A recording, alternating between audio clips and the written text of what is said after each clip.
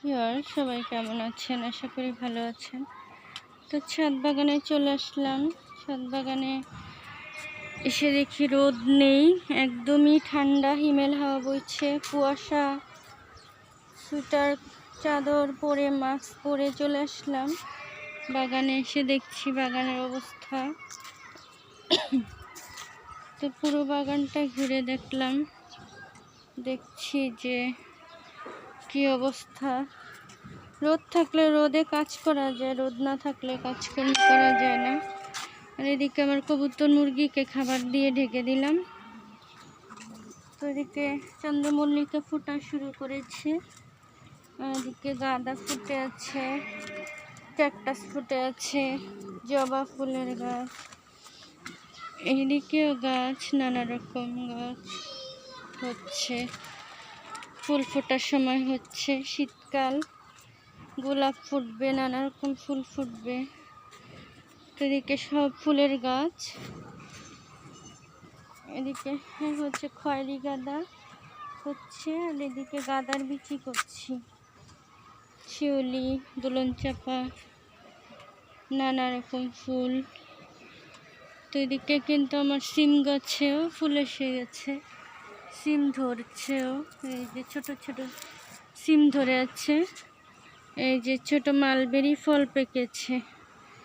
তো মালবেরি গাছ, কলা গাছ, এদিকে ধনে পাতা, বিলাতি ধনে পাতা, দেশি ধনে পাতা, পেয়ারা গাছ, লাউ গাছ, মরিচগুলো পাকতেছে। আর এদিকে তো সফেদা গাছ, সফেদা ধরেছে কয়েকটা, এটা আনার গাছ। এদিকে হচ্ছে টমেটো গাছে ফুল এসেছে, টমেটো ধরতেছে। এদিকে দেশি মরিচের গাছ, লাউ চারা বড় হচ্ছে। আর এদিকে তো হচ্ছে ডাঁটা শাক হচ্ছে সুন্দর। এদিকে বস্তায় মাটি রেডি করেছি, লাউ গাছ লাগাবো, আম গাছ, এদিকে সিম গাছের ফুল, পেঁপে গাছ, পেঁপে।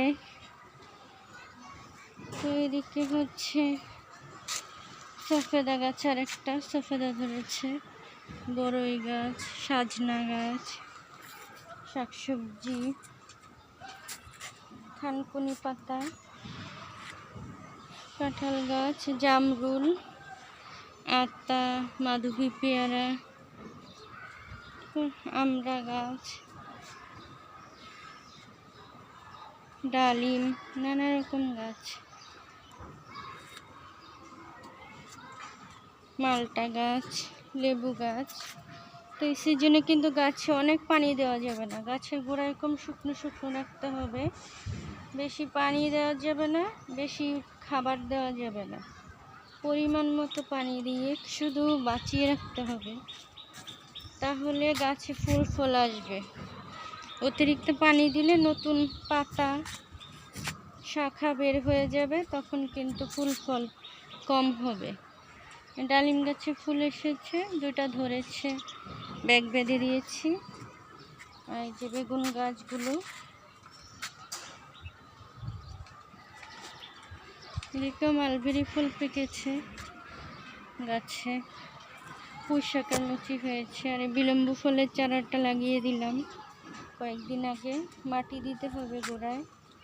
এদিকে সিম গাছ হচ্ছে, এদিকে লাল আখ, তারপরে লেবু গাছ। তো সবাই সাবস্ক্রাইব করে পাশে থাকবেন। এতক্ষণ দেখার জন্য ধন্যবাদ। ভালো থাকবেন সবাই। আল্লাহ হাফেজ। আসসালামু আলাইকুম।